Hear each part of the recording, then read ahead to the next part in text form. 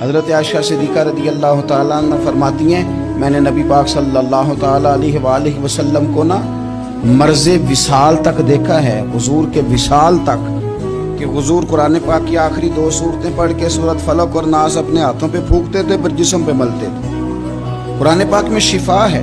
اب تو لوگوں نے دم درود کو نا اس کو بڑا ہلکا سا کام سمجھ لیا۔ ویسے بھی یہ عاملوں کے ہتھے چڑھ گیا، ملنگوں کے ہتھے چڑھ گیا، کاروبار بن گیا، تجارت بن گئی۔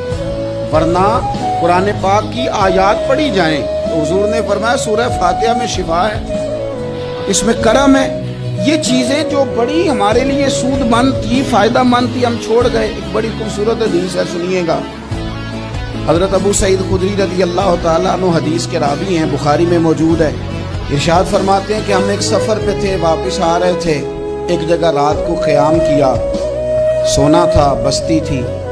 بستی کے لوگوں نے نہ کھانا پوچھا نہ پانی پوچھا، کوئی ضیافت نہیں کی۔ آدھی رات کا وقت آیا تو ایک بندہ دوڑا آیا، کہنے لگا ہمارے سردار کو بچھو نے کاٹ لیا ہے، تم میں سے کوئی بندہ دم درود کر لیتا ہے؟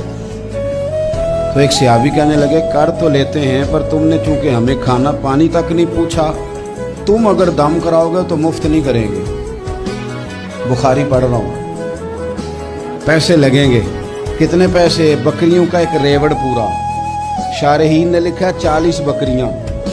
سمجھے پس منظر کیا ہے؟ پانی تک نہیں تم نے پوچھا۔ کچھ لوگوں کا علاج ہوتا ہے، انہوں نے کہا پیسے لیں گے دم کر دیں گے۔ صحابی نے کہا حضرت ابو سعید خدری رضی اللہ تعالیٰ عنہ فرماتے ہیں وہ چونکہ تنگ تھے، بچھو کاٹ گیا، اور سردار کو کہا چل تو صحیح نا۔ وہ صحابی گئے، سورہ فاتحہ پڑھ کے دم کیا، اور حدیث بخاری سے میں آپ کو دکھاؤں گا۔ لوگ کہتے ہیں دم کدھر سے آ گیا؟ بخاری پڑھ رہا ہوں، صحیح بخاری۔ شفا تو اللہ نے دینی ہے نا، رب کریم نے شفا دے دی۔ بکریاں لے لی، آ گئے جہاں آرام کر رہے تھے اس جگہ۔ صحابہ میں اختلاف ہو گیا، کچھ کہنے لگے بکریاں لینی چاہیے تھی، کچھ کہنے لگے نہیں لینی چاہیے تھی۔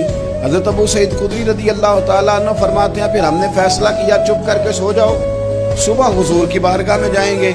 اگر کریم نے کہا لینی چاہیے تھی پھر تو موج بن گئی، اور اگر کہا نہیں لینی چاہیے تھی تو بکریاں ہانگ کے واپس کر دیں گے۔ مسئلہ کیا ہے؟ کہتے ہیں صبح گئے حضور کی بارگاہ میں، جا کے مسئلہ عرض کیا، یا رسول اللہ انہوں نے بھی پانی کوئی نہیں پوچھا تھا، ہم نے بھی کہا دم کریں گے تو پیسے لیں گے، تو ہم نے یہ بکریاں لی ہیں۔ شارحین لکھتے ہیں 40 تھی شاید۔ یا رسول اللہ اب کیا کریں؟ حضور مسکرانے لگے، حضور مسکرانے لگے۔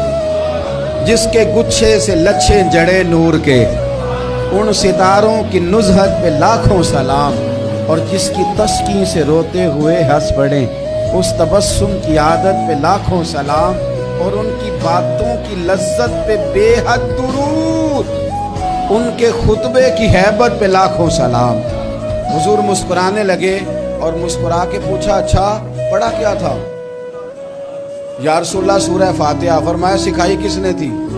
کہا یا رسول اللہ آپ نے۔ فرمایا پھر آدھی بکریاں میری ہیں آدھی تمہاری ہیں۔